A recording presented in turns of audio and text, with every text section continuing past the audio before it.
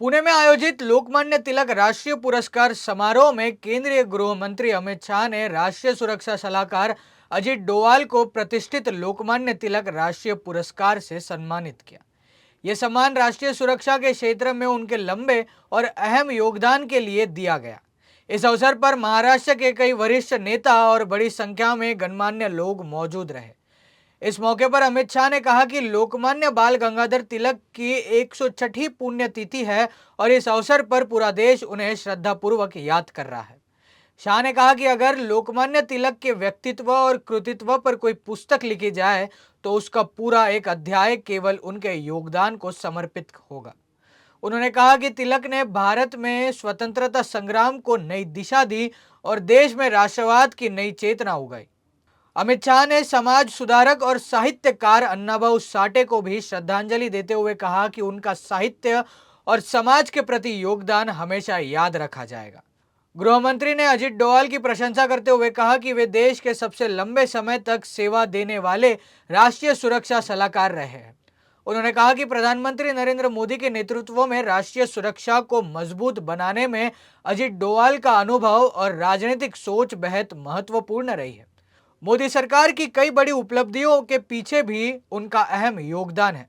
शाह ने कहा कि यदि किसी ने देश की आंतरिक सुरक्षा को मजबूत आधार दिया है तो उनमें अजीत डोवाल का नाम सबसे प्रमुख है।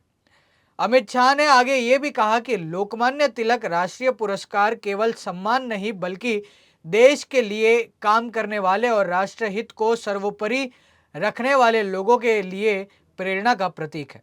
उन्होंने तिलक स्मारक ट्रस्ट का आभार व्यक्त करते हुए कहा कि ऐसे सम्मान देशभक्ति और राष्ट्र सेवा की भावना को नई ऊर्जा देते हैं। जब मोदी जी 2014 में प्रधानमंत्री बने, उन्होंने सबसे पहला अपॉइंटमेंट प्रधानमंत्री के नाते किया था तो प्रिंसिपल सेक्रेटरी का नहीं किया था, अजीत डोभाल जी के एनएसए के रूप में चयन करने का काम।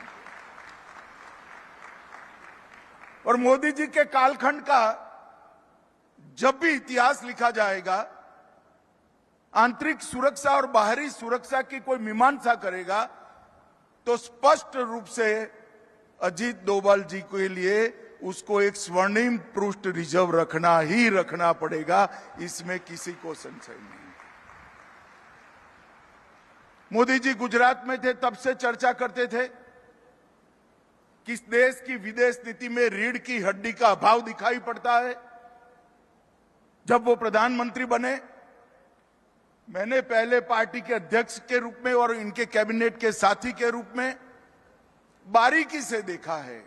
आज भारत की विदेश नीति रीढ़ की हड्डी वाली विदेश नीति बनी है, इसमें कोई डिनाई नहीं कर सकता। हमने सम्मान के साथ दुनिया में हमारा स्थान मजबूत किया है और मोदी सरकार ने ये जो अचीव किया है उसमें भी अजीत डोभाल जी का बहुत बड़ा योगदान है।